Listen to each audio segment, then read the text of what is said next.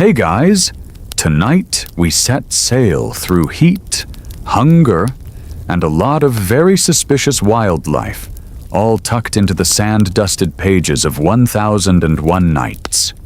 Specifically, we're diving into the First Voyage of Sinbad the Sailor, your classic wealthy guy gets bored and sails straight into nonsense kind of tale.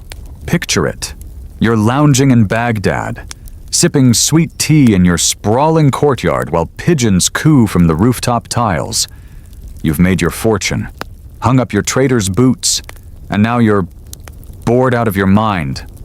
The velvet cushions aren't fluffy enough. The fruit's never fresh enough. The street music? Too repetitive. You've officially become the historical version of a rich guy refreshing his Instagram feed and feeling dead inside. You long for something. Salt in your beard, sand in your teeth, maybe a narrow escape from something with too many teeth. Basically, you want life again. But don't worry, you probably won't survive this. So, before you get comfortable, take a moment to like the video and subscribe. But only if you genuinely enjoy what I do here. And let me know where you're listening from. City, country, and what time your eyes started to droop. Now, dim the lights. Maybe turn on a fan for that soft background hum, and let's ease into tonight's journey together.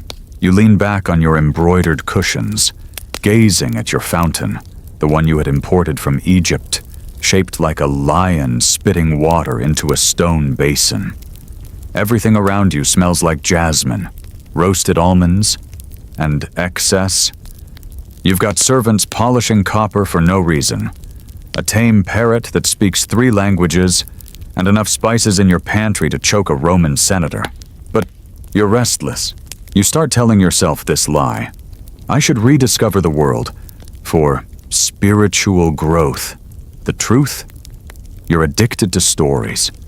You miss the rush of the unknown, the chaos of ports, the strange dialects, the thrill of barely making it back alive. So you sell off some unnecessary silk, invest in some robust cargo, pepper, cloves, fine glassware, and lease space aboard a sturdy merchant vessel bound for the Indian Ocean. Now, historically speaking, long-distance sea travel during the Abbasid Caliphate was more complex than just hop on a boat. Muslim merchants during this golden age were famous for their maritime savvy. They used the monsoon winds with precision, knew star maps like they were bedtime stories, and built ships with stitched hulls and coconut fiber. Yes, you heard that right. Coconuts. So you board your ship with a mix of experienced traders, cranky sailors, and exactly one guy who always claims he's seen worse. He hasn't. You leave the port of Basra with the wind in your hair and anxiety in your gut. The call to prayer fades behind you. The horizon yawns open like a cosmic door.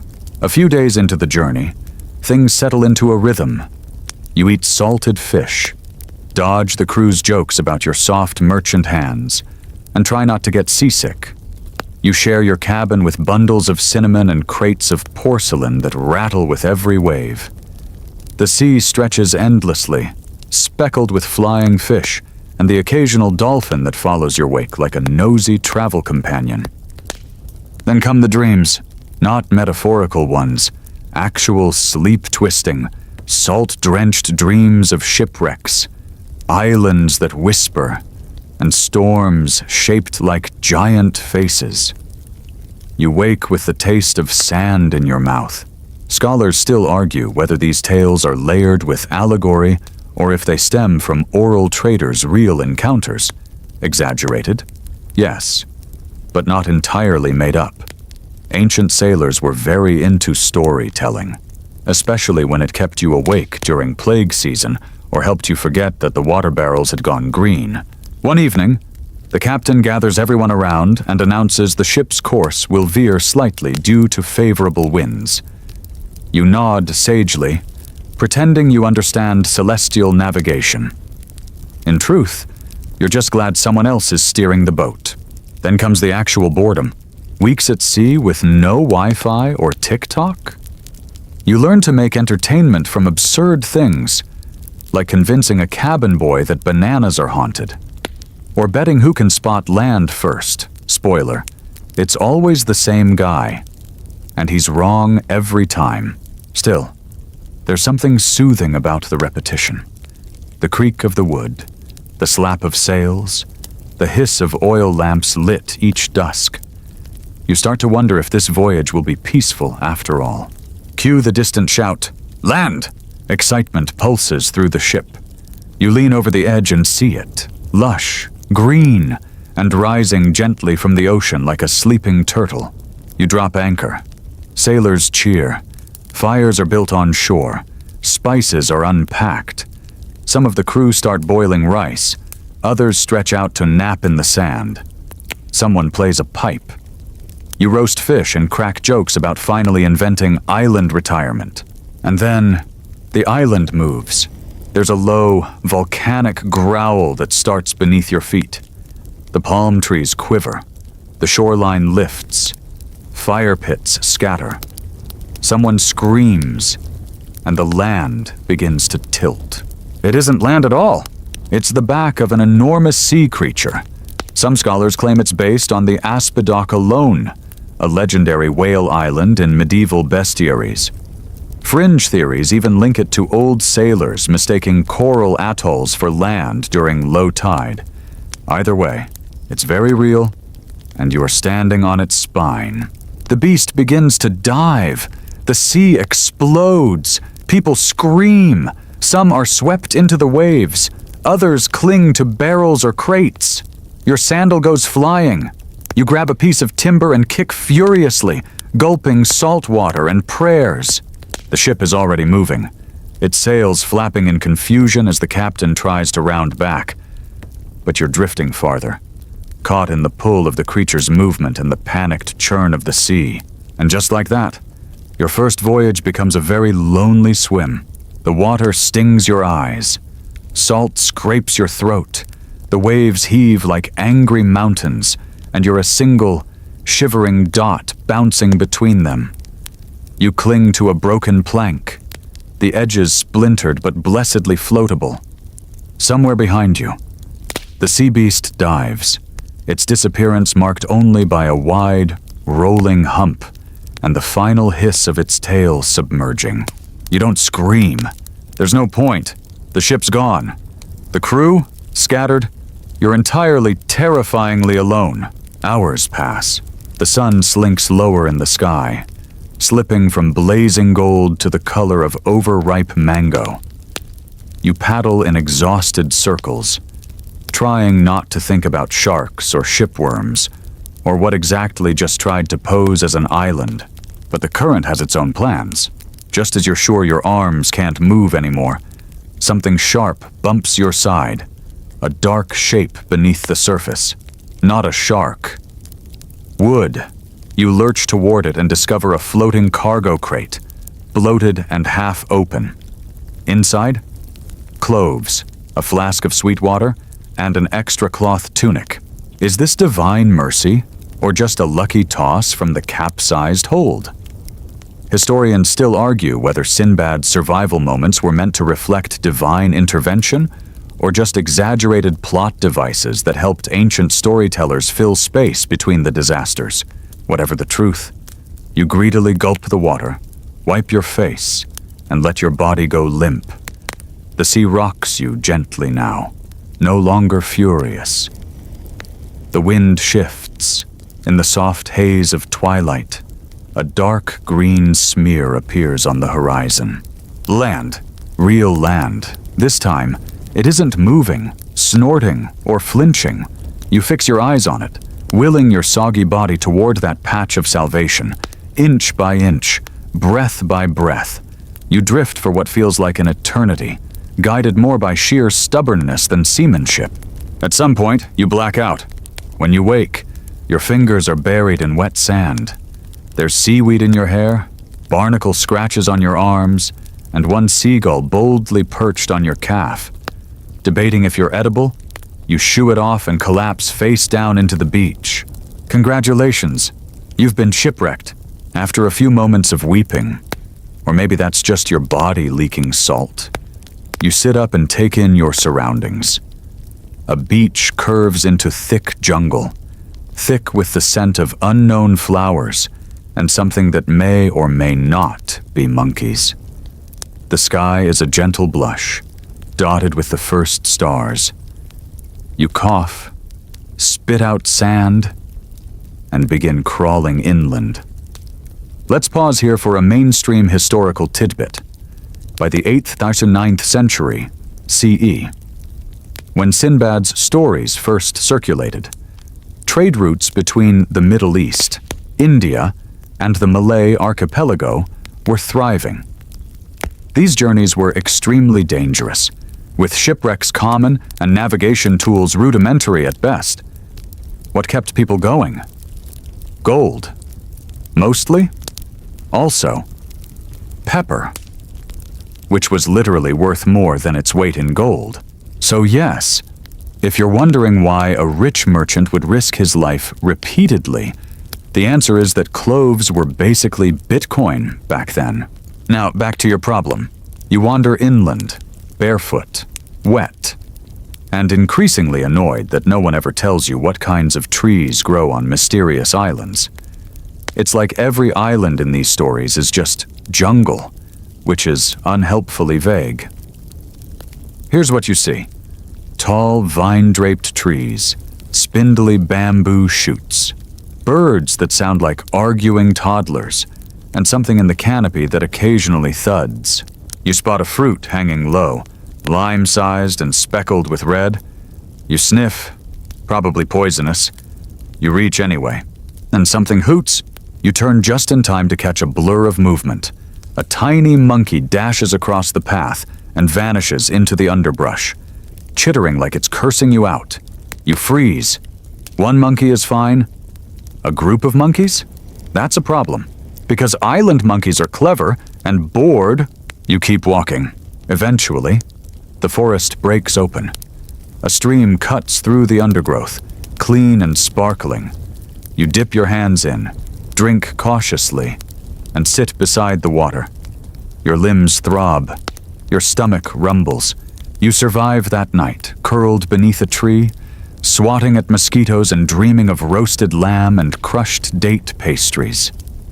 Your last thought before sleep is oddly mundane. How many shoes have I lost at sea now? Morning arrives like a slap. Sunlight drills into your eyes. Birds scream overhead, and something fuzzy scurries across your chest. You bolt upright and spend the next hour collecting anything that might be edible. You find sour berries, peel bark for juice, and finally locate a cracked coconut. It's not delicious, but it's a win. Then, footprints. At first, you think they're yours. But no, these are huge, not human. Three-toed, deeply indented. Like something heavy passed by recently. You freeze, remembering sailors' tales, giant birds that drop tortoises from the sky, elephants the size of houses, and serpents that could crush ships with a flick of their tail. Ancient bestiaries often featured strange hybrid beasts supposedly found in far-off lands. One fringe belief held that the farther you sailed, the more likely you'd meet a creature that could both burn you and recite poetry. While few took those parts literally, they certainly added flavor to portside storytelling. You follow the tracks carefully, curiosity battling common sense.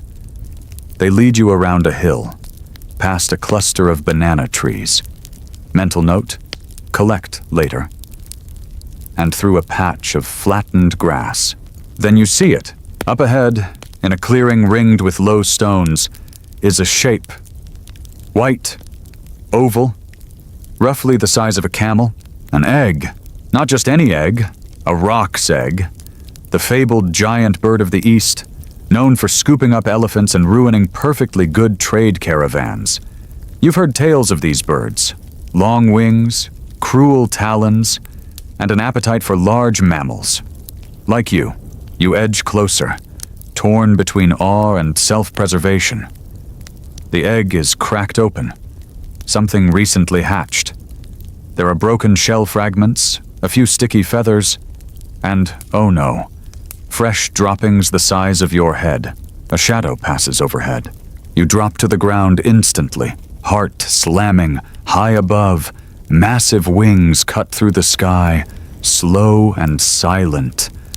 A rock, circling, searching. You press yourself into the earth, praying to every god, spirit, and cosmic force you've ever half believed in. The bird makes one slow arc, then vanishes behind the trees. You exhale, then you whisper to yourself, "I need a new hobby." You lie in the dirt for a long time, breathing like someone who just escaped an accidental meeting with a flying dinosaur. The air smells like crushed leaves and bird funk. You brush a centipede off your ankle and slowly, very slowly, rise to your feet. Still no sign of the raka, just the egg.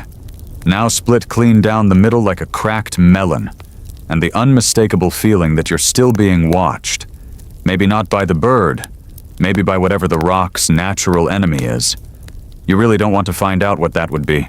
But here's a thing nobody talks about in these kinds of stories. Hunger doesn't care about mythical birds. Your stomach is ready to file an official complaint. You back away from the egg, eyes still scanning the sky, and make a mental note to never ever brag about your survival instincts again, because, if we're honest, walking into a rock nest is the opposite of intelligent. Yet it gives you an idea. If a rock laid this egg here, that means they return here. Frequently, probably daily, they nest, which means they land, which means, yes, you're considering using one. This might sound completely unhinged, and it is, but keep in mind that medieval texts were full of transportation improvisations. Traders rode elephants, camels, ostriches, supposedly, and once in a Persian manuscript, a very grumpy giant turtle. Sinbad's attempt to use a rock as an Uber is right in line with that chaotic energy. So you find a large boulder near the nest, one with a clean line of sight to the clearing. You wedge yourself behind it and wait, munching bitter bananas and gnawing on a strip of dried coconut fiber like a detective chewing scenery. Then, the sound. It's like thunder with feathers. A whoosh that makes the treetops bend. Dust and wind explode outward as the rock descends, a mountain with wings. Its claws punch the ground like tent stakes. Its beak snaps at the shell, disappointed to find the egg empty.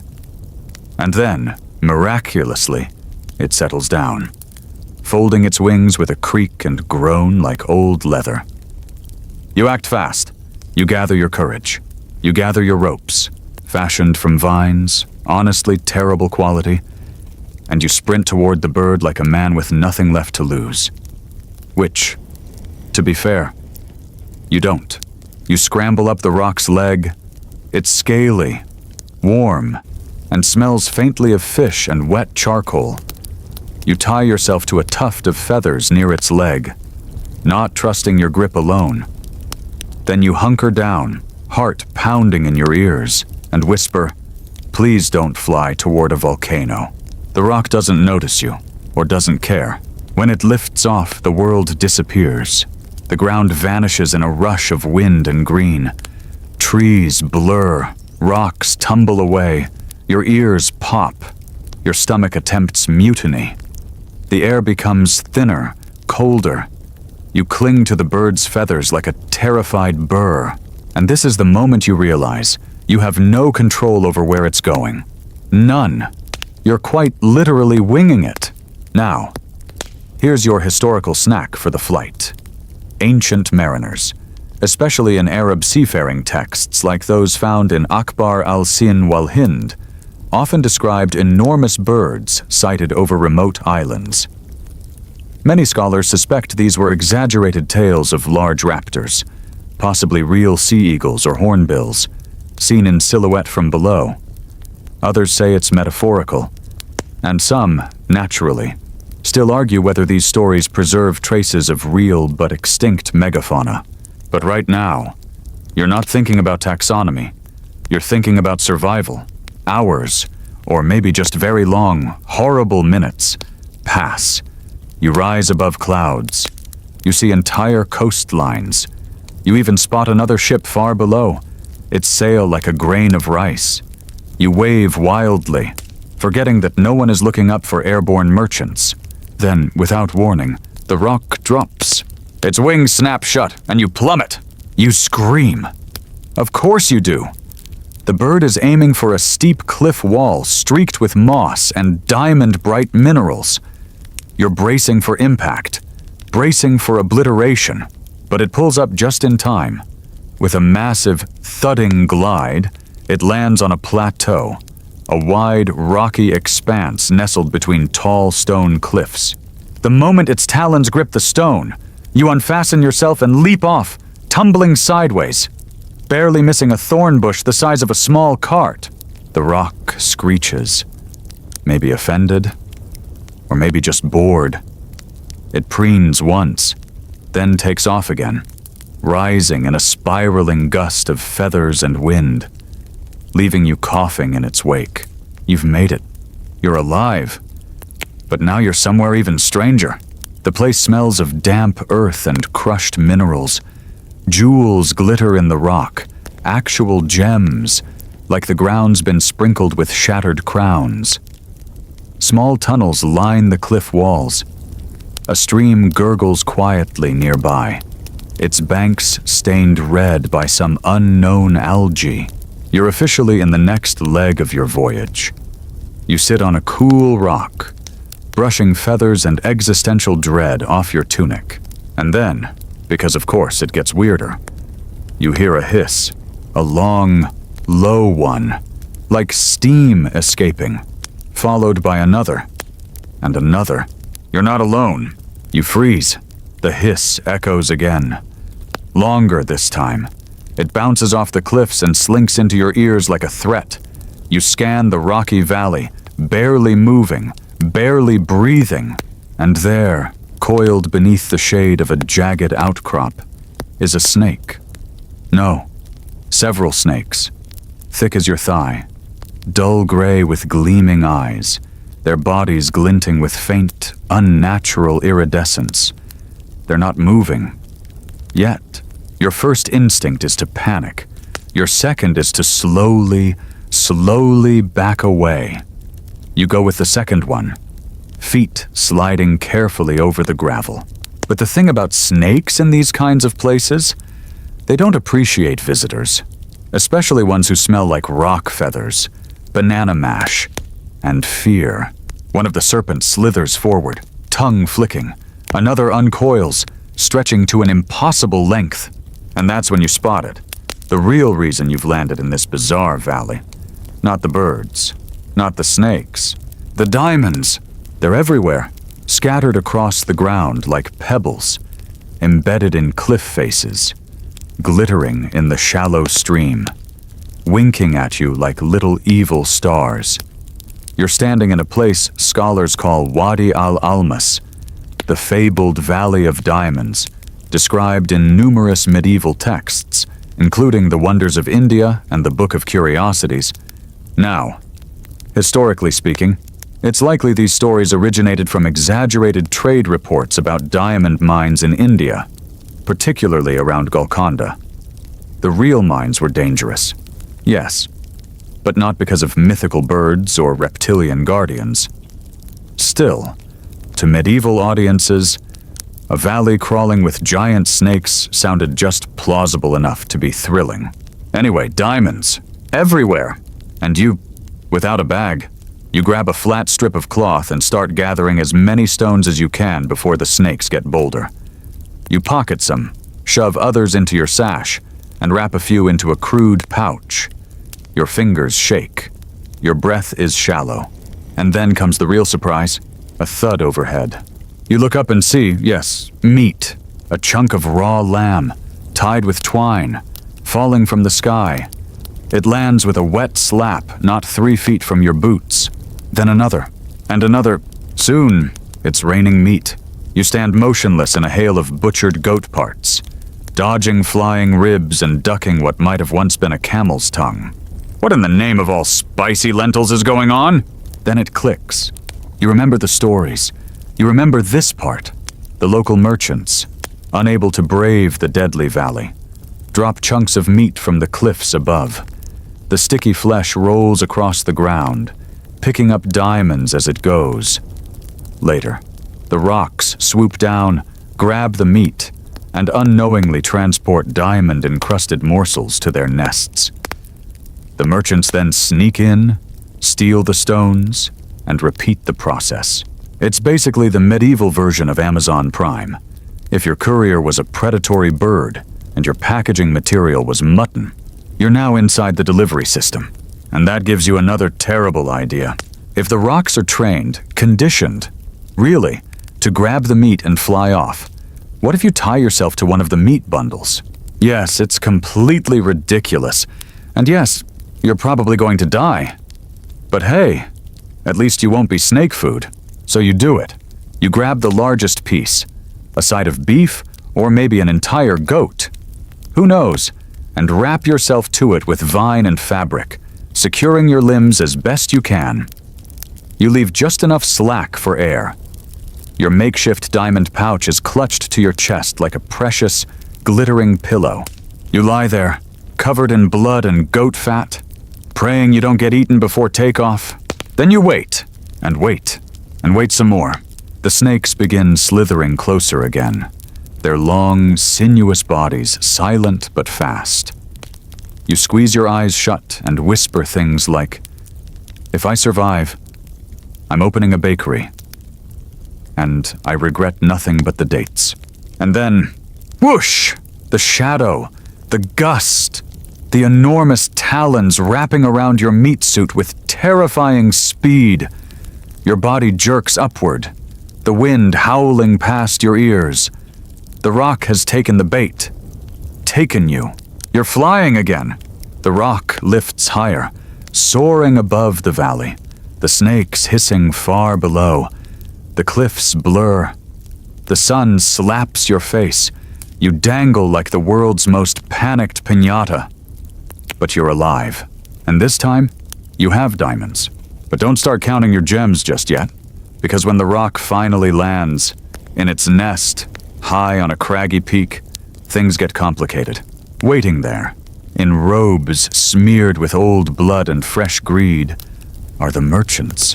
Several of them, bearded, sunburned, and surprised to see you instead of just a bloodied rack of lamb. One gasps, another crosses himself. A third raises a stick. You quickly raise your hands and smile, awkwardly, meat-stained and still tied to dinner. Then you say something disarming like, "Hi, I think I took a wrong turn."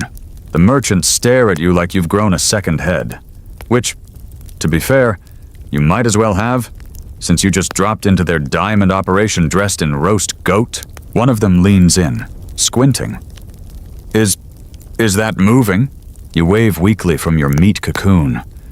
Only a little. A moment of silence. Then laughter. One man drops his sack of diamonds and doubles over. Another points and snorts so hard he nearly falls off the edge of the nest. The tension melts instantly. Apparently, meat-based sky travel is funny even to people who risk their lives chasing rocks in snake valleys. They untie you, still chuckling, and help you stand. You wobble like a baby deer, dizzy from blood loss, bird stench, and the sheer absurdity of what just happened. They're impressed, actually. Nobody's ever come up from the valley before, much less tied to meat, much less carrying diamonds. You're now an instant legend, and legends, you'll find, get rescued pretty quickly. They give you water, cool, sweet, laced with cardamom. They hand you a cloth to clean the goat fat off your arms. Someone offers you a slice of dried mango, which feels like the greatest gift in the history of snacks. Now comes the negotiation. They want your diamonds. Not all, but enough to make your impromptu stowaway stunt worthwhile for them, too. You strike a deal? Fairish. You keep half. The other half gets split among the men who didn't leave you to die, which seems like a reasonable policy to reward. Here's a curious historical tidbit. In ancient trading cultures, especially maritime ones, informal ethics systems often popped up to handle unpredictable situations. No official courts, just group consensus, reputation, and what keeps us all from stabbing each other. You, right now, are benefiting from that fragile but crucial social glue. And what do you do after surviving a diamond valley full of snakes and giant birds? You party. That night, the merchants roast actual meat, not travel strap meat, and pass around fermented coconut wine that tastes like regret and nutmeg. You sit beside the fire, skin still crusted with salt and grime, holding a gem the size of your thumbnail and wondering what you'll do with it. A man beside you tells a story about a fish so large it swallowed an entire galley. Someone else jokes about selling you to the caliph as a rock whisperer. You laugh, softly, eyes half-lidded from exhaustion and mild trauma. And then you sleep. When you wake, the caravan is already packing. The rock nest is high on a cliff, but there's a carved path downward, steep and spiraling, chiseled long ago by people with more patience than fear. You descend with them, careful not to slip on the damp stone, careful to keep your pouch of diamonds close to your chest. The journey from mountaintop to shoreline takes 2 days. Along the way, you trade jokes, dried figs, and one perfectly smooth pebble someone insists brings luck. You're not sure if they're serious, but you take it anyway. It's not like your good luck is setting any records. When you finally reach the coast, there's a ship waiting, broad-decked, single-masted, painted with faded blue stripes. It smells of brine and cured rope. The captain raises an eyebrow at your condition, but says nothing. You hand him a small ruby. He nods. Passage secured. You sail once more. The wind fills the sail with a deep-bellied sound like a sigh. The horizon stretches out like promise. This time, you're not a clueless passenger. You watch everything. You listen to the wind, the creak of the deck, the murmur of the crew. You map the stars at night and ask the navigator questions like, "How do you know we're not going in circles?" He laughs. We are, just very large ones. There's a rhythm to sea life again. You begin to enjoy it. Not because it's new, but because now it feels like recovery. A week into the voyage, you dock at a bustling port city along the Indian coast. The air here is thick with spice smoke and market shouts. You step off the boat and are instantly swept into color, sound, and heat. Parrots shriek overhead. Street vendors wave sticks of roasted chickpeas. Camels blink at you like judgmental librarians. You rent a small room above a shop that sells nothing but shoes.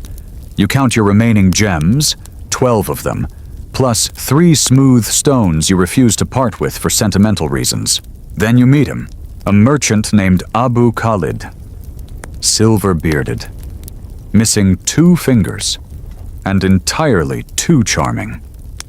He catches you eyeing a bolt of saffron-dyed silk and says, "Ah, for the lady back home?" You shake your head. "For me, it reminds me of fire." He smiles. "So you're not boring. Excellent." You two talk and talk and talk, over rice dumplings and sweet tea and increasingly terrible puns. He's a trader, like you. Once adventurous, now semi-retired, and, most importantly, curious. He wants to hear your story. You tell him, not everything, but enough. By the end of the night, he leans back and says, "You're either blessed, mad, or lying. Why not all 3? He grins and offers you a deal. You've got diamonds, I've got ships. Let's make each other richer and see who survives longer. It's tempting, but there's still a part of you that wants something else. Not wealth, not comfort. The voyage, you politely decline. For now, because something inside you is already whispering, this isn't the end. Not by a long shot. You leave the coastal city before dawn. No fanfare, no tearful farewells. Just a quiet morning. a borrowed donkey, and a burlap sack that jingles every time you breathe too hard. It's not just the diamonds, though there are still a few nestled in your sash.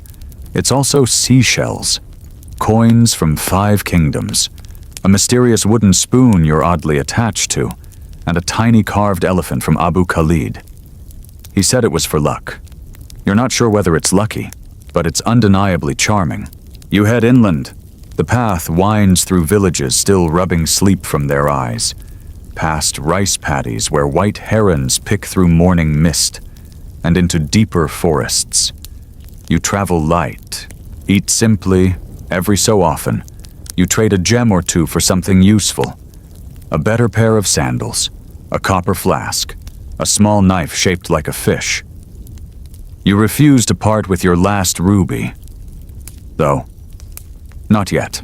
And one afternoon, as the air turns syrup thick with humidity, you stumble across a river. It's not marked on any of the traveler's maps you've seen. But then again, most maps from your era are creatively interpreted. One version of the Indian Ocean is just labeled, "Here be mermaids." So it's not shocking that this river, glassy and green and fringed with lemon trees, hasn't made it into official cartography. You pause at the edge, sniff the air. There's a citrus tang. The water runs shallow, smooth over polished stones. You kneel, taste it. It's sweet, absurdly so. And floating down from somewhere upstream come fat, golden lemons, each one bobbing gently, like an offering. Naturally, you follow the river. Now, here's the curious part. You don't encounter any people. No huts, no laundry lines, no fishing poles wedged in the mud. Just bird song and the rhythmic plop of fruit tumbling off branches into the stream. It should be peaceful. It's not, because the deeper you go, the stranger it gets. The lemons get larger. Some the size of melons. Their skins too smooth. Their color just slightly off. More gold than yellow. The trees lining the river start to lean inward, their trunks twisted as if mid-wince. You spot insects you don't recognize. At one point, you hear a laugh, a human laugh that echoes once and never repeats. You turn back, immediately. Smart. Scholars still debate whether certain parts of Sinbad's journey, especially these fringe zones, were metaphorical, references to dream states or spiritual visions. Others argue they were simply based on retold tales from spice merchants who misremembered things after too much palm wine. You, however, don't care what the historians think. You just know that place didn't feel right. You rejoin the main path with a sigh of relief and lemon zest stuck between your teeth. By nightfall, you reach a proper village, one with clay ovens and gossiping aunties and goats that look like they own property. You rent a mat in a shared hut and sleep like someone who absolutely did not just walk into a cursed citrus grove. In the morning, there's a commotion outside. You peek through the shutters. A group of villagers is shouting at something or someone by the well. You shuffle out, still chewing a leftover rice cake. There, surrounded by angry locals, is a merchant. Young, nervous, drenched in sweat. His cart has collapsed, spilling its contents, fine fabric, mirrors, tiny bottles of scent, into the dust. You should ignore it, not your problem. But then he shouts your name. Not your real name, but the nickname you've picked up during your travels. Al-Majnun, the mad one. You blink. Excuse me? He scrambles over. You're the one from the Rock's Nest, the Valley of Diamonds! You sigh, loudly. Apparently, your legend's gotten out faster than you have. He's breathless, eyes wide. I came looking for you. I want to travel with you. No, I can carry things. I don't need things carried. I cook. Do you cook well? He hesitates, then nods enthusiastically. Like my mother, you glance at the villagers, who are now arguing over who gets to keep his spilled perfume bottles. You sigh again. Fine. But if you snore, I leave you in the jungle. His name is Karim. He's 17, overconfident, underprepared, and inexplicably attached to a small monkey named Jamal, who wears a tiny vest and eats mango seeds like popcorn. Your pace slows now, not because of Karim, though he does trip over roots like it's a hobby, but because you've realized something. You're in no hurry. It's not about reaching a port or getting home. It's about traveling, seeing things, touching bark, listening to frogs, arguing with a monkey over the last fig. One afternoon, you stumble across a grove of trees with bark that smells like cinnamon. Another day, you barter 2 cloves and a seashell for a song you'll never be able to forget. And every few nights, you share stories. Some are true, most aren't. Karim listens, like a sponge listens to soup, absorbent and overwhelmed. He asks questions like, "Did the rock really not notice you?" Or, "What happens if a snake eats a diamond?" Or, "What do you do with that many gems?" You shrug. "Buy mangoes. Maybe a camel." And he stares at you like you're the wisest fool who ever lived. Which, honestly, you might be. You wake one morning to find Jamal the monkey sitting on your chest, casually chewing a stolen fig and staring into your soul. "Off," you groan. Jamal stays. Karim chuckles from his mat across the fire pit. "He likes you." "No, he's plotting my assassination." "Still." You sit up. The forest around your makeshift camp is wrapped in that early morning hush, the kind of stillness that makes you whisper without meaning to. Above, the sky is soft gray, the sun not quite ready to commit. You stretch, crack your neck, and realize 2 things immediately. Your back hurts, and today is going to be weird. You just know. Call it intuition, call it travel fatigue hallucination, call it narrative momentum. But something's brewing. The plan, if you can call it that, is to reach a coastal port 3 days south. You've heard whispers of ships headed back to Basra, and frankly, it's about time. Karim wants to see Baghdad. You want to sleep in a bed that doesn't have vines growing through it. Jamal seems ambivalent, so you set off. The path narrows quickly, winding through dense jungle. Birds scream, frogs yell. Something whooshes above you, too fast to identify. You duck instinctively, probably just a toucan. Hopefully, as the day wears on, the terrain steepens. Karim complains. You threaten to trade him for a quieter monkey. Jamal claps, and then you find it, a clearing, vast and sun-drenched, edged by cliffs. In the center, a massive nest. You freeze. Karim stumbles to a stop beside you. "Oh no," he whispers. You nod. "Yep, it's a rock nest. Again. But this time, something's different. There's no egg. No feathered behemoth lurking above. Just an empty nest the size of a house, lined with bones. Too many bones. Some animal. Some suspiciously humanoid. Karim gulps. "Maybe we turn back." You're about to agree when the ground shakes. Not gently. Not politely. No. This is the kind of vibration that suggests something very large is either landing or waking up. You drag Karim and Jamal behind a fallen log. The shaking stops. A shadow passes. Then, out of the sky, it descends. Another rock, but older, larger, and slower. Its feathers are graying at the tips. Its left wing has a visible tear, long healed but still affecting its glide. You watch in stunned silence as it lands with a tired grunt, drops a bundle of raw meat into the nest, and settles its massive frame onto the edge of the clearing. This one isn't hunting. It's mourning. It bows its head, gently nudging a large stone embedded in the ground near the nest. You squint. Not a stone. A grave marker. What on earth? Now here's your quirky tidbit of the day. In several lesser-known versions of Sinbad's tales, oral traditions from Persia and Yemen mention rock families, generations of birds. not just solitary monsters.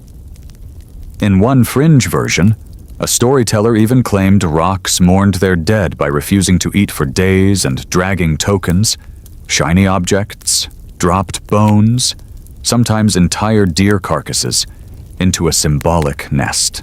You're watching one now. This isn't a monster. It's grieving. And suddenly you feel like the villain for tying yourself to a goat and hitchhiking across the sky like a meaty stowaway. Karim whispers, "Should we leave?" You nod, and the three of you back away, careful not to make a sound. The rock doesn't even glance at you. It stays curled around its offering, massive head bowed in silence. You slip back into the jungle, humbled and very, very quiet. That night, you make camp early. No stories, just reflection. You stare at the stars, lying flat on your back, Jamal asleep on your feet, and wonder how many parts of your tale have been told wrong. How many monsters are just misunderstood? How many legends have quieter truths beneath the flash and feathers? It's not something you ever considered when you were younger. Back then, everything was an obstacle, something to be conquered, tricked, survived. Now, you're starting to think that travel changes you, not just your scenery. The next morning, the jungle gives way to hills, and the hills to a wide plain. You pass terraced farms, oxen carts, children waving at you from behind dusty curtains. Karim tries to tell a joke. It's terrible. You groan. He beams. At a roadside village, you barter 1 diamond for a carved walking stick, a smoked fish, and directions to the coast. The old man who trades with you peers at your face and mutters, "You've seen things, haven't you?" You reply, "More than I meant to." He nods. Good. It keeps the heart soft. The coast appears 2 days later, blue and endless. You smell it before you see it. Salt, seaweed, and that ever so slight scent of drying fish that clings to every port town like gossip. The port is small but bustling. Wooden ships creak gently in the tide. Merchants haggle under canvas awnings. Fishermen mend nets. Children chase each other through alleyways yelling about squid. You walk toward the docks, a little taller now, a little slower. There's a man yelling destinations over a cargo manifest. You approach. "Basra?" you ask. The man nods. 2 days. Room for 3 if you don't mind hammocks. You glance at Karim. He nods. Jamal yawns. You smile. Booked. 2 days pass in the steady lull of the sea. Your hammock creaks with every breath. The boat, modest but sturdy, rocks beneath you like a cradle made by someone who once went to sea and never quite returned. Mentally speaking, below deck, the crew plays a game involving polished stones and what you suspect are highly flexible rules. Above, gulls argue over a rotten fish. Karim is already seasick. Jamal is aggressively not, prancing around the deck with the confidence of an admiral in a tiny vest. You, though, you feel fine. Better than fine, actually. The salt air feels like home. The creak of the ropes is familiar.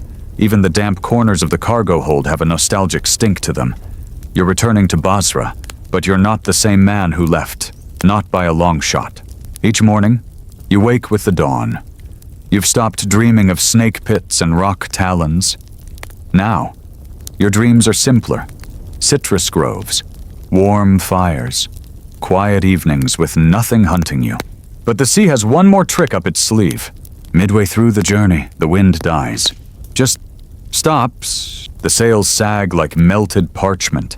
The ocean glassifies, a flawless mirror stretching out in every direction. The crew mutters. The captain, an old man with a voice like crushed gravel, spits into the sea and ties a red cloth around the mast. Superstition? Maybe. But you've learned not to scoff at rituals on the open water. Historical side note. Many medieval sailors, especially in the Indian Ocean and Arabian Sea regions, believed windless stretches were not just meteorological quirks, but signs of spiritual or moral imbalance. Some prayed, others offered coins. One ship, famously, tossed a carved idol overboard, then immediately capsized. Historians still argue whether that was coincidence or karma. You don't offer coins. Instead, you tell a story. The crew gathers around, bored and vaguely suspicious of you anyway. You sit cross-legged near a barrel of pickled onions and begin, "There was once a valley full of diamonds." By the time you reach the roc's nest, one sailor's eyes are wide as dinner plates. Another has stopped chewing mid-biscuit. By the time you finish, the captain just nods. "That'll do," he says. "Tell another tomorrow." And the next day, the wind returns. No one questions it. You arrive at Basra 3 days later. It's hotter than you remember. The port smells the same. Salt, fish, camel sweat, and the ever-present perfume of overcooked lentils. You step onto the dock and exhale. Home, or close enough. You could go straight to Baghdad, hire a caravan, flash a gem, and have silk pillows under you by nightfall. But you don't. Not yet. You spend a few days in Basra. You eat fried fish wrapped in leaves. You trade a diamond for a robe dyed in crushed beetles and layered with tiny stitched stars. Karim insists on buying matching ones. You refuse. He buys 2 anyway. Jamal steals one and turns it into a blanket. On the 4th night, you finally sit down with pen and parchment. You start writing. Not everything. Some of your stories are best left as rumors, but enough. You sketch the valley, the river of lemons, the giant bird, the grave in the nest. You try to get the shapes right, the shadows, the feeling, the ink smudges, but you keep going. The next day, you and Karim board a caravan headed for Baghdad.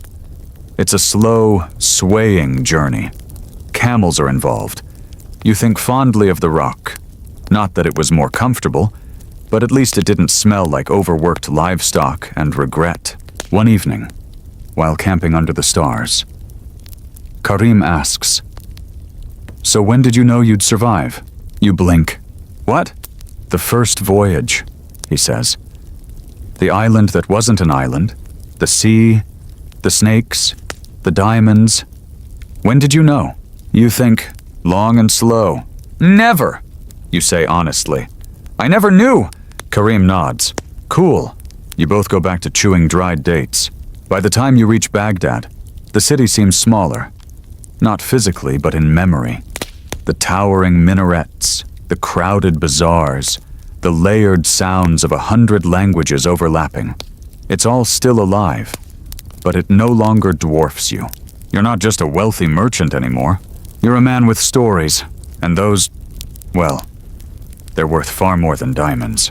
You return to your home, a courtyard half swallowed in creeping jasmine, a fountain now cracked, your parrot long retired from its multilingual duties. You sit in the shade, pour yourself mint tea, and breathe. You survived, but more than that, you lived. And if there's one thing your voyage taught you, it's this. Surviving is just the first part. The real journey begins when you return and decide who you want to be after the adventure ends. The news spreads quickly through Baghdad. Sinbad the merchant has returned. Not just returned, but richer, stranger, and more talkative than ever. You don't intend to become a legend. Honestly, you just want a few weeks to yourself. Maybe buy a new rug, get reacquainted with pillows that don't double as snake repellents. But word gets out. Soon, people start showing up at your gate. Cousins, scholars, neighbors who've never made eye contact before. And always the question. What happened out there? You try to demur at first. Oh, sea stuff. But no one buys it. Eventually, you give in. So one evening, beneath lanterns strung across your courtyard, you gather a small audience. Children squat on the tiles with honey-sticky fingers. Elders lean in from reclining cushions. Even the fruit seller from 2 alleys over brings a jar of pickled mango and plops down with a satisfied grunt. You take a deep breath, and you begin. Again, but this time, there's laughter, questions, even applause. You didn't realize storytelling could feel like this, like weaving the world back together with your hands, historically speaking. Baghdad in the early Islamic Golden Age was a hive of intellectual energy. Libraries, debate circles, translation houses. It was a time when even merchant tales could be transcribed alongside science and poetry. One Persian scholar reportedly annotated a traveler's diary with footnotes about astrology, sea currents, and the emotional tone of camel complaints. Historians still argue whether that diary was fact, fiction, or a very ambitious tax dodge. Your stories catch fire. A scribe asks to write them down. You say no, then yes, then no again. Eventually, you say, "Fine, but spell my name right." Within weeks, you're being invited to speak in courtyards and coffee houses. A goldsmith offers you an engraved cup in exchange for just 1 rock feather. You lie and say you left it behind for religious reasons. A nervous poet asks if he can turn your tales into a cycle of romantic epics. You suggest he start with the snake pit. He goes pale, and yet, in the quiet moments, after the crowds, after the praise, you feel untethered. You're home. Yes, safe, fed, famous, but part of you is still out there, on the island that moved, in the mountain pass that rumbled, beneath the bird that mourned. One night, you walk to the river. It's late. The stars are half hidden by the glow of the city. Across the Tigris, boats drift like lazy ghosts. You sit at the edge of the embankment, robe pulled tight, feet just above the water. You remember the man you were when you left. Proud, ambitious, convinced the world owed you profit if not glory. You're not that man anymore. You reach into your pouch and pull out a diamond, the last one. You roll it between your fingers. Light from a nearby lantern sparks through its core like a tiny storm. It's perfect, flawless. You toss it into the river. No ceremony, no prayer, just a splash. Karim, who somehow followed you, says nothing. After a long moment, he sits beside you. "You're really doing this again, aren't you?" he says. You don't answer. He sighs. "Jamal's going to need another hat." You chuckle. "We're not leaving yet, but you both know you will." There's something addictive about survival. Not the danger itself. No one misses being nearly eaten. But the way the world sharpens when you leave comfort behind. The way your thoughts get quieter, your movements more precise, your life more awake. And more than that, you feel like you've just begun scratching the surface. If rock nests can grieve and diamonds grow beside death, then what else waits out there? Somewhere. There's a second voyage calling you. But for now, you write. You try to record everything, while the memories are fresh. The way the lemon grove smelled after rain. The voice of the sailor who taught you to coil rope.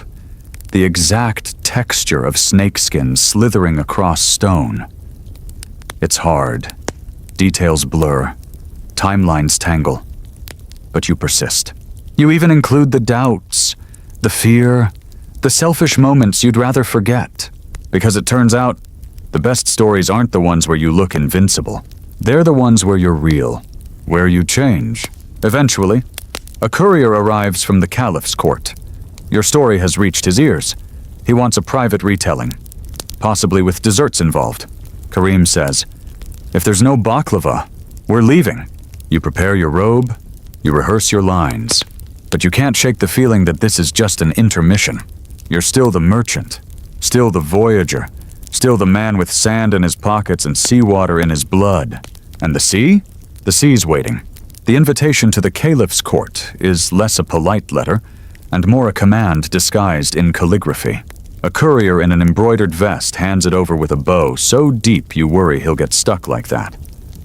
The scroll is sealed in gold wax, bearing the royal emblem. 2 lions, one holding a book, the other a teacup? You're not sure. Maybe it's symbolic. Sinbad the merchant, the letter proclaims. Your presence is requested to recount the tale of your first voyage before the Caliph and his court, for purposes of both entertainment and inquiry. You show it to Karim. He squints. They misspelled glory as inquiry. You sigh. We're going, aren't we? Karim's already packing a pouch of sugared almonds. And so, 2 days later, you find yourself beneath vaulted arches, standing on a silk carpet that's probably worth more than your entire ship was. The Caliph sits on a raised dais, his beard as elegant as a tapestry, his eyes sharp with curiosity. He gestures for you to speak, and so you do. Your voice is calm, steady. You start with the deceptive island, describing the way the trees rustled even when there was no wind. You speak of the panic, the tremors, the illusion of safety, of how water turned into chaos, and how your strength was nothing compared to the pull of the unknown. The court listens in complete silence. Then comes the island with the lemons and birds and diamond pit. You almost downplay the snake, but no. You lean in. You let them hear the hiss, feel the pressure, picture the gleam of its scales in the torchlight. Someone gasps. Someone else drops a fig. When you speak of the rock's nest, the bone-strewn grave of giants, the Caliph himself leans forward, and when you describe the flight, clinging to that enormous feathered back, there's a shiver across the room. Even the guards, who are trained not to blink, forget themselves. You end the story as you did for the crew, with your return to Basra, the walk through familiar streets, the sudden weight of your own silence. The Caliph sits back. He says nothing for a moment. Then, it is as though you returned not from a voyage, but from another world. You nod. That's how it felt. The Caliph offers you a gift, a cloak woven with threads of silver and indigo. You accept it with a bow, already calculating how long it'll take before Karim stains it with date syrup. Historical aside, Caliphal courts in the Abbasid period were often surprisingly invested in tales from far-off lands. Some rulers sponsored translations of Greek, Indian, and Persian texts just to grasp a broader sense of cosmology and magic. One caliph is rumored to have asked every foreign guest, "Have you seen the edge of the world?" Historians still argue whether he meant it poetically or literally. Afterward, you are escorted to a quieter chamber, where a scribe records your story on vellum. You watch your own words take shape, black ink curling like incense on the page. But while your story finds its place in scrolls, your feet start to itch again. Back in your home, the walls feel smaller, the nights quieter. Your parrot, recently returned from the neighbor's rooftop garden, now only repeats one phrase. "Don't trust islands," over and over. You begin noticing ships at the docks again. You eavesdrop on merchants whispering of rare spices, cursed atolls, and storms that seem too intelligent. A sailor tells you of a whale so large it swallows entire canoes by mistake, and then apologizes. And that old pull returns. It's not greed. Though you won't pretend a few more diamonds wouldn't be useful. It's not fame, either. You've had enough of being pelted with questions mid-breakfast. It's hunger. For discovery. For the next impossible thing. Karim senses it too. He stops asking if, and starts asking when. Jamal has already replaced his vest with one made of reinforced camel hide. He looks ridiculous. You say nothing. One afternoon, as the sun melts into a honey-gold sky, you visit the docks. You don't tell anyone. You just drift there. And there, tied loosely beside a merchant galley, is a vessel unlike any you've seen. Long, sleek, rigged for speed. Its hull bears markings in a language you don't recognize. A cat naps on a coil of rope, completely indifferent to your internal struggle. The ship's captain spots you. Looking for passage? You shake your head. Then pause. Maybe, she grins. And that's when it hits you. The first voyage wasn't a detour from your life. It was your life, just waiting to begin. And now you're ready for voyage 2. You don't leave immediately. First, there's the business of convincing people you're not completely insane. Again, another voyage? Your cousin gasps, nearly dropping her pomegranate bowl. Sinbad, you just survived the first one. You nod. Exactly. And I want to try it again, but this time with better snacks? She mutters something about coconuts and trauma under her breath. Kareem just shrugs. At least let me pack my own boots this time. The truth is, you could have stayed in Baghdad forever. The Caliph's court offers you comfort. Your house smells like spiced cedar, and people tip you free pastries just for existing. You have wealth, respect, and a reputation that's grown into legend. But the stories don't stop whispering. You wake some nights dreaming of clouds shaped like serpents, of islands that breathe, of cities made entirely of brass. The world has grown both smaller and larger. It's as if the edge of your first voyage unlocked a door, and now you can't ignore the hallways behind it. So, you start planning? Quietly, meticulously. No more impulsive voyages with borrowed maps and suspicious goats. This time, you design your journey like a mathematician scrawling in the margins of fate. You hire a ship. Not too large, not too flashy. You name it the Starling, after a bird known for its strange migrations and general sass. The hull is reinforced with cedarwood and superstition. You buy charms from every known religion, just in case. One of them is literally a small frog carved from soapstone that must be kissed every Tuesday. You assign that task to Jamal.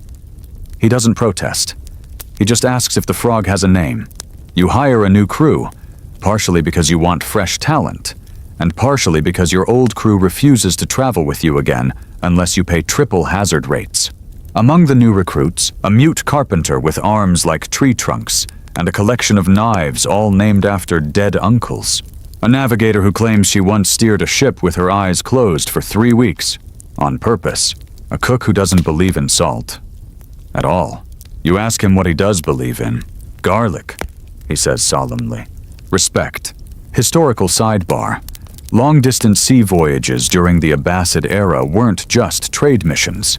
They were tests of innovation.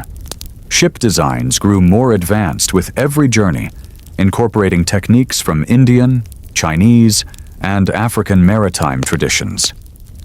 Some accounts even mention triangular sails and silk-reinforced ropes. Historians still argue whether one such ship, called the Phoenix Whale, was a real vessel or a metaphor for emotional burnout. Back to you. You sell off a portion of your diamonds, invest in better maps, trade your silver-threaded robe for sturdy travel clothes and a pair of boots blessed by a one-eyed monk. You don't ask why he's one-eyed. The eye he still has is unsettling enough, and as the day of departure approaches, you feel a familiar sensation. Not dread, not panic, but something adjacent to homesickness. For a place you haven't seen yet, you visit the bazaar one last time. The spice stalls smell like your first voyage. The perfume seller who once offered you serpent musk now sells a new fragrance. Rock breath. You don't ask what's in it. You find yourself back at the library, too. This time, you're not just browsing scrolls for sea charts. You're looking for stories, clues, patterns. You discover a record, half legible, about a land where the sea turns to glass every full moon. Another scroll mentions a place of eternal twilight, guarded by birds with metal beaks. One fringe scholar believes these birds are ancient automata left behind by an antediluvian civilization. You blink slowly and turn the scroll upside down, hoping the explanation improves.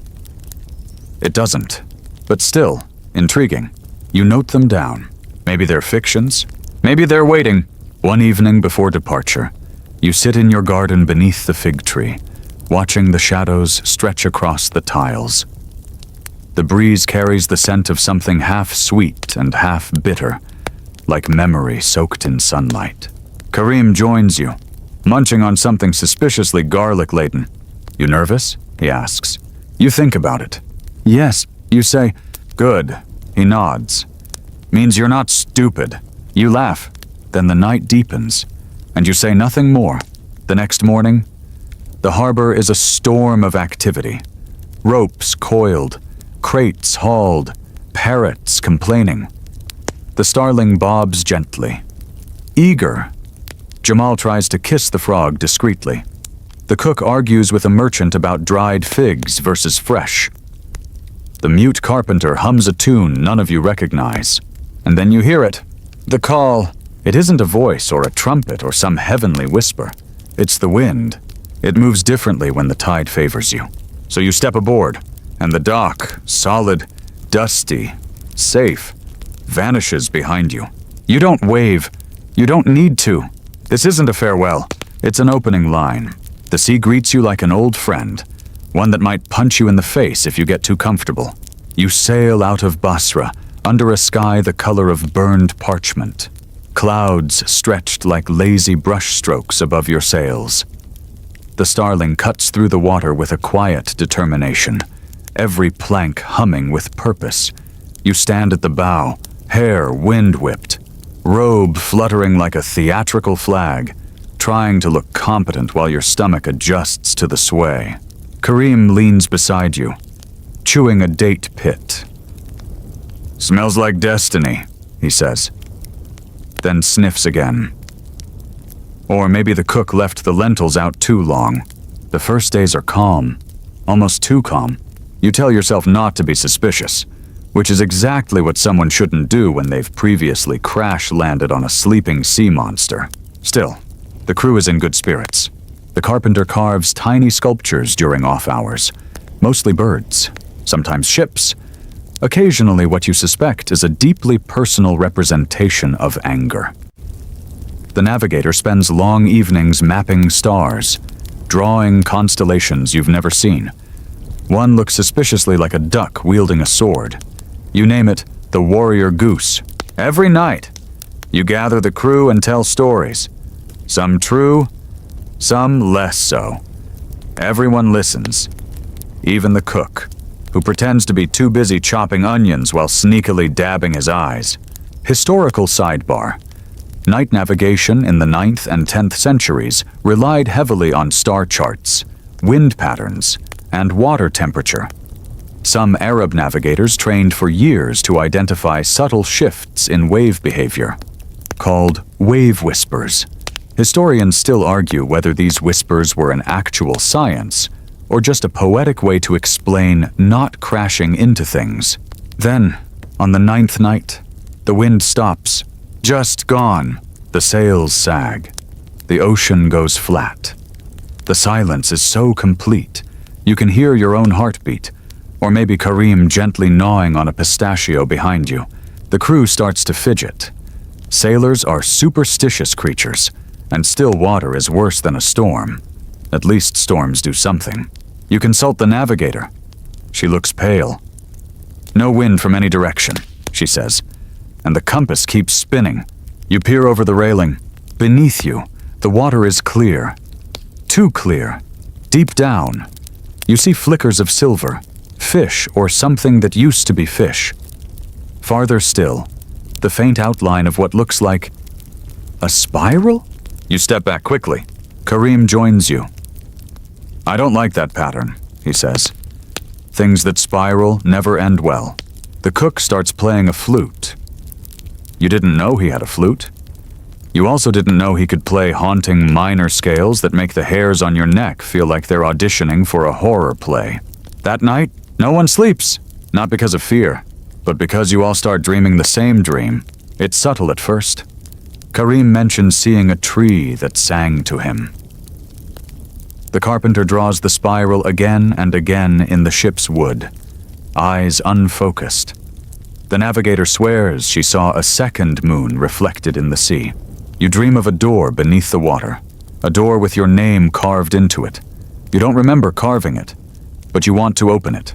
When morning comes, the wind returns. Just like that, the sails snap back to life. The Starling jerks forward. You all pretend not to notice how quickly the crew starts whistling again, how everyone avoids the subject of the spiral or the dreams or the door with your name. The cook throws the flute overboard.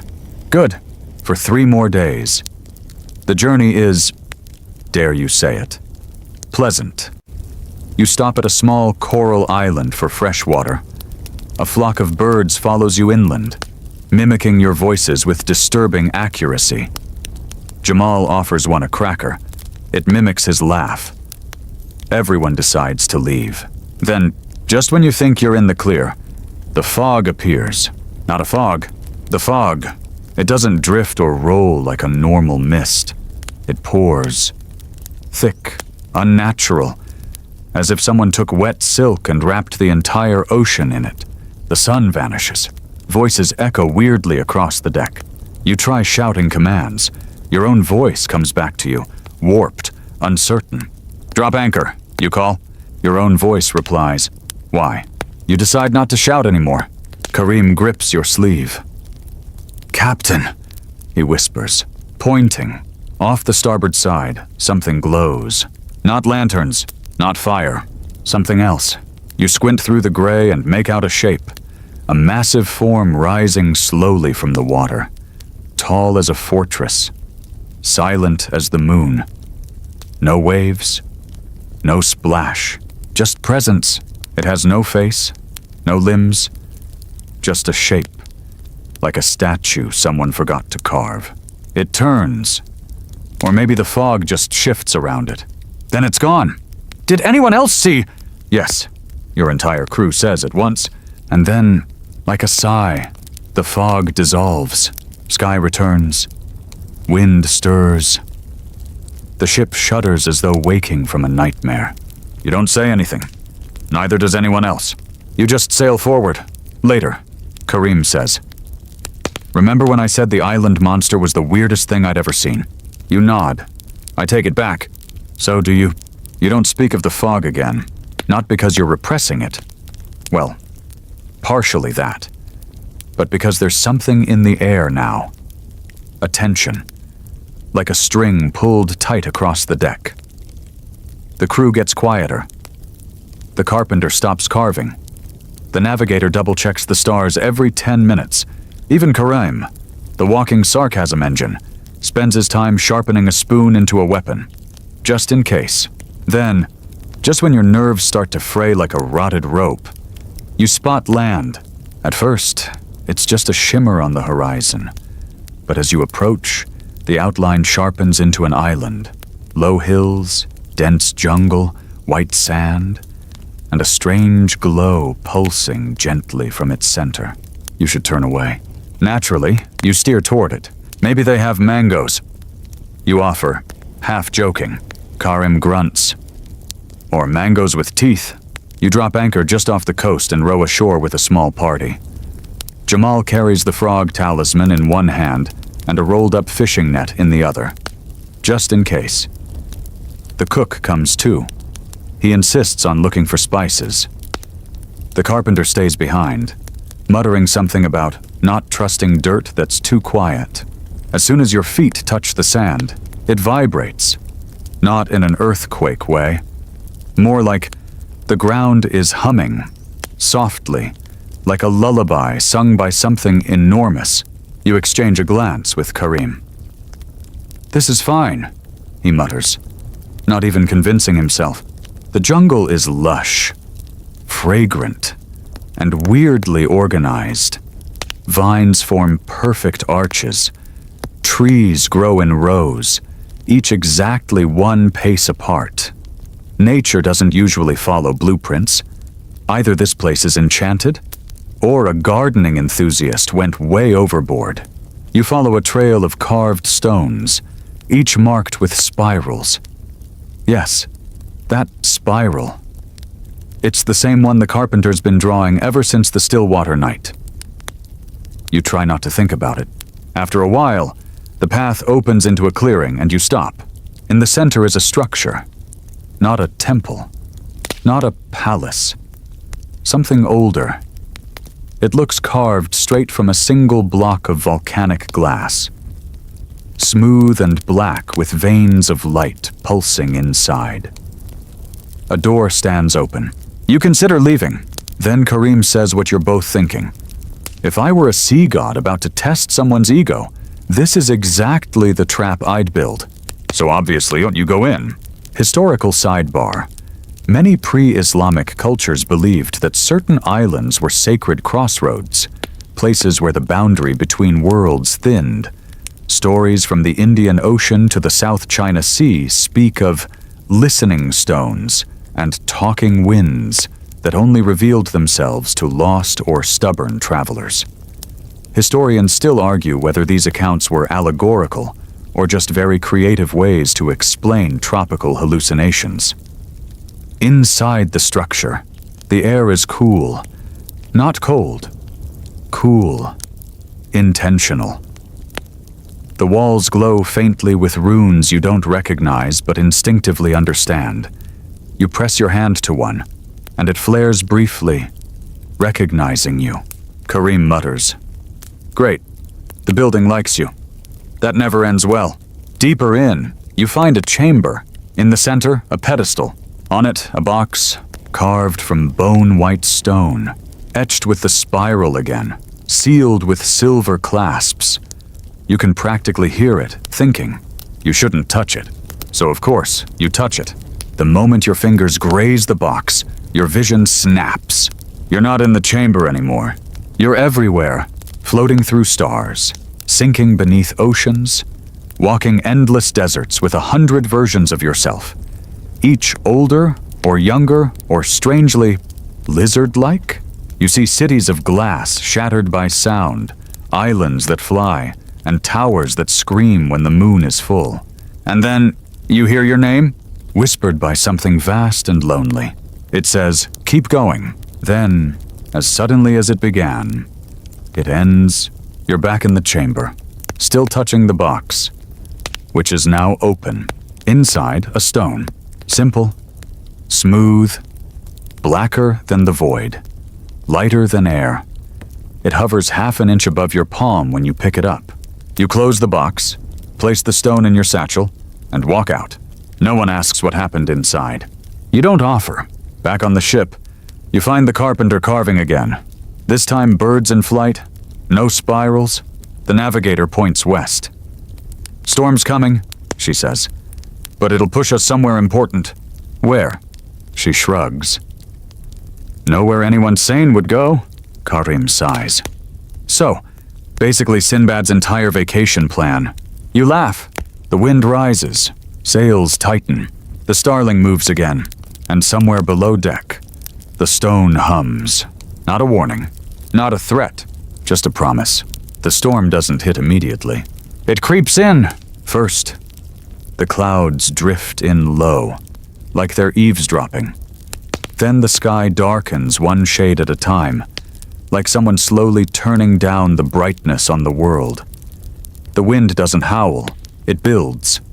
Quiet at first, then strong enough to lift your sleeves and tug at your beard like an impatient ghost. You give the order to brace the ship. The crew moves like they've done this before, and they have. But this time, there's something else in their eyes. Not fear, not exactly. More like expectation. The starling groans as the waves rise, first small, then massive, hulking swells that punch the hull like an angry cook with a ladle and no ingredients. Rain lashes the deck sideways. Ropes whip through the air like snakes. The sails snap, furl, and whip again. Karim appears at your side, soaked but smiling. So, he shouts. What's the plan? Genius? Don't die, you shout back. And maybe don't fly off the deck this time.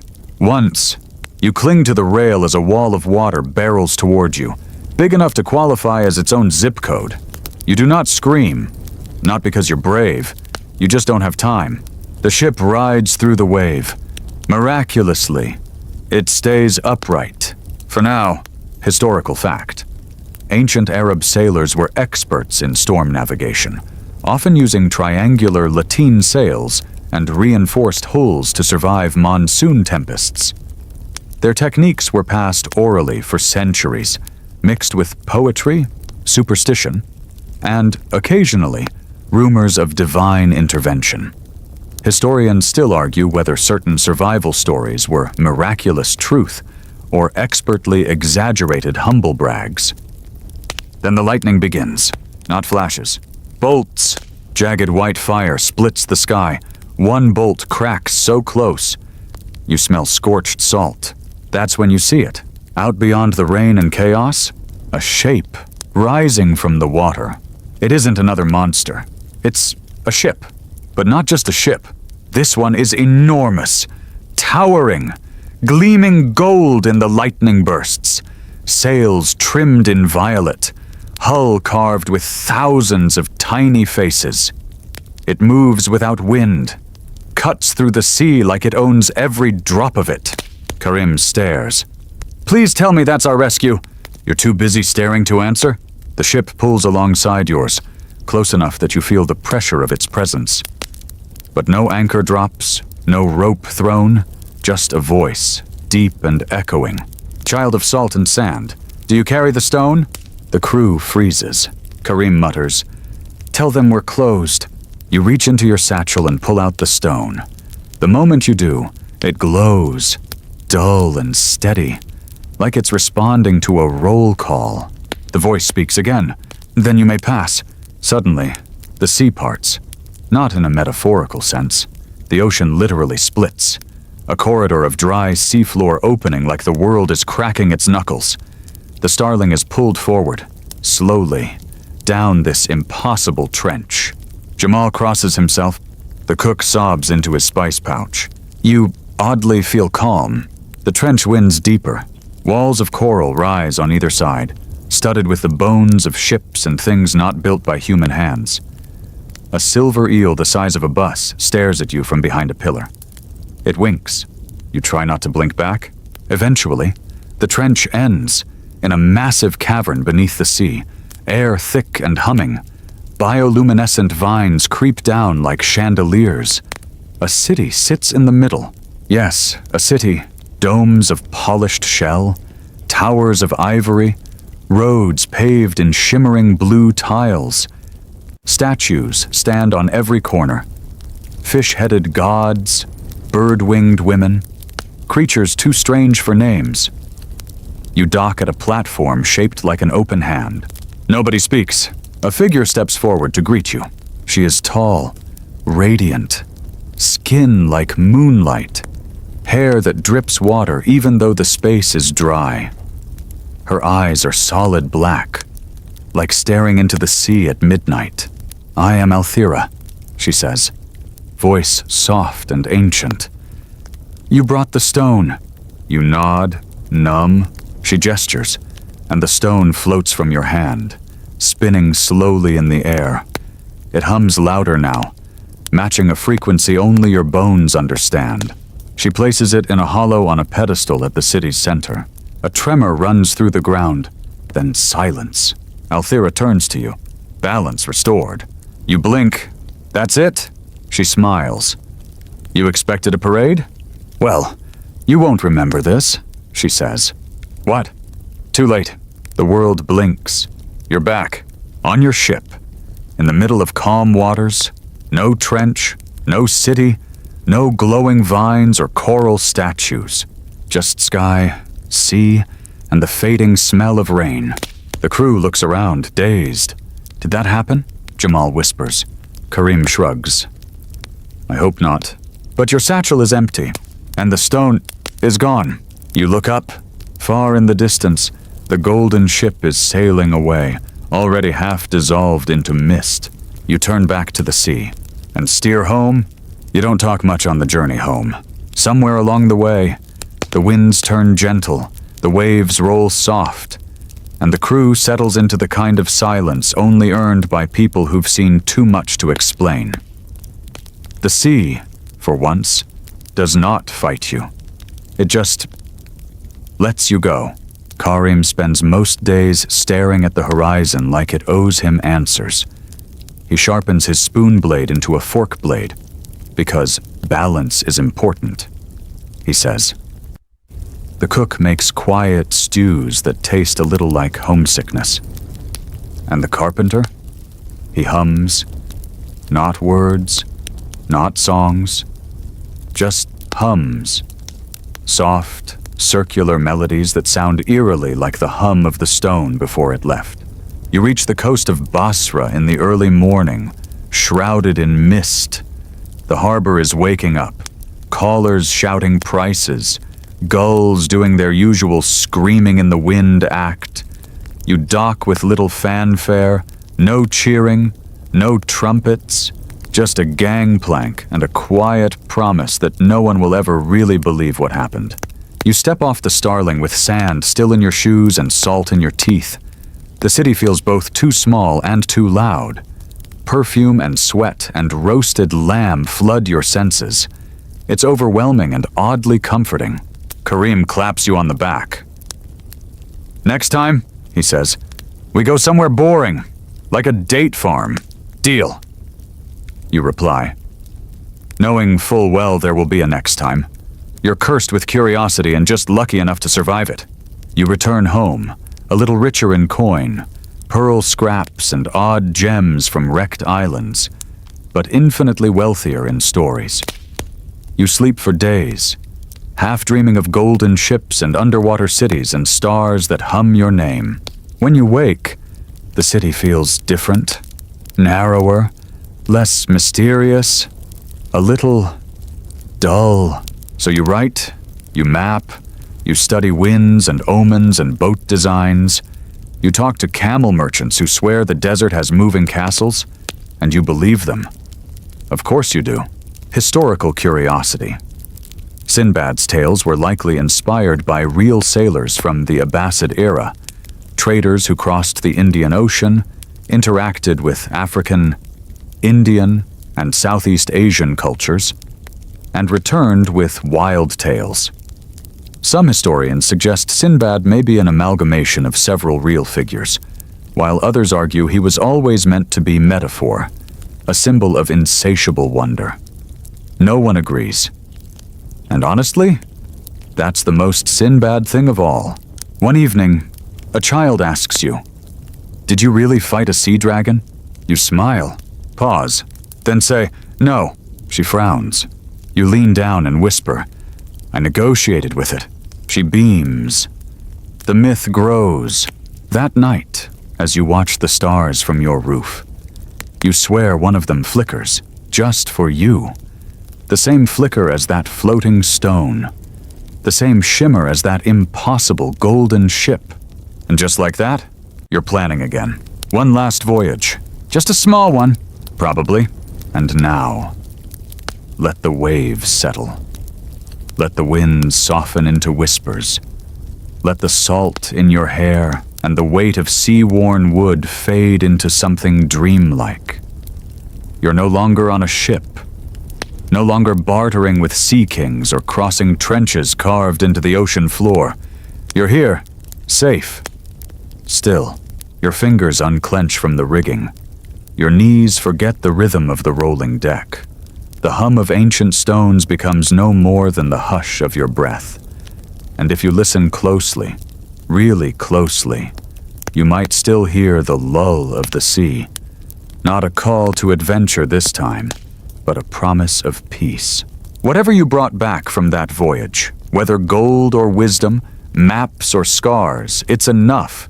You've earned the calm. You've passed the test. The ocean, fickle as she is, has given you safe harbor. For now. So rest. Let the air turn cooler around you, like a night breeze slipping in from the edge of the world. Let your eyelids fall like sails furling after a storm. You are home. And the sea, with all her mystery, will wait for your next dream. She always does. Good night, traveler of salt and stories. Sleep deep, sleep long, sleep well.